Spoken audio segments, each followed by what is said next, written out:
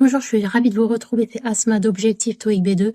Aujourd'hui, vidéo consacrée à la partie 7, la dernière partie de la partie reading et la dernière partie du TOEIC. Je vais vous donner 3 conseils pour la réussir au mieux, mais d'abord voyons comment se présente cette partie. Donc il y a un total de 54 questions à répondre, réparties sur plusieurs corpus de documents. Un corpus de documents que peut comprendre un texte ou plusieurs textes, des graphiques, des schémas, c'est extrêmement varié. C'est considéré comme la partie la plus difficile du TOEIC.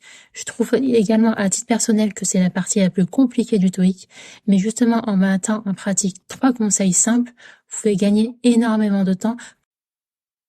Alors le premier conseil que je vous donne, c'est celui de très bien gérer son temps. Il ne faut pas dépasser plus de 55 minutes pour cette partie-là.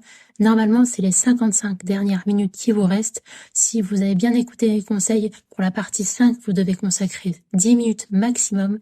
Pour la partie 6 aussi, également 10 minutes maximum pour répondre aux questions, pour pouvoir vous laisser le temps nécessaire, 55 minutes, pour répondre à toutes les questions de la partie 7 du TOEIC, soit 1 minute, pas plus par question.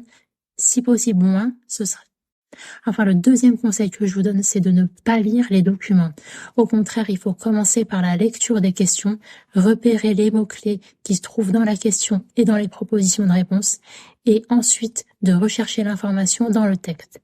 Et là, encore une fois, je vais vous donner un troisième conseil, c'est celui de pratiquer la lecture en diagonale pour rechercher les informations. Vous ne devez pas lire tous les documents. Donc voilà pour ces 3 conseils très simples à mettre en application. Et le conseil bonus que je vous donne, c'est celui de faire le maximum de TOEIC blanc. C'est valable pour toutes les parties du TOEIC et encore plus vrai pour la partie 7 du TOEIC qui est extrêmement compliquée à chronométrer dans le temps imparti.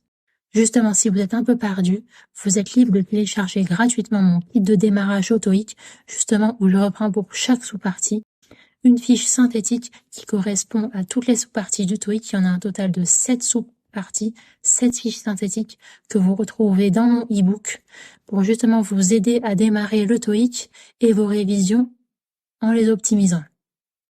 Vous trouverez également 7 fiches de grammaire essentielles à connaître pour le TOEIC et mon hack pour réussir les parties 5 et 6 du TOEIC.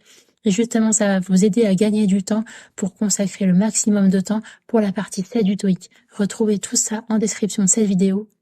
N'hésitez pas à me dire les difficultés que vous avez dans vos révisions TOEIC et j'essaierai d'y répondre avec un conseil concret à mettre en application. Je vous dis à très vite pour une prochaine vidéo. Je vous dis très bon courage pour vos révisions. Au revoir.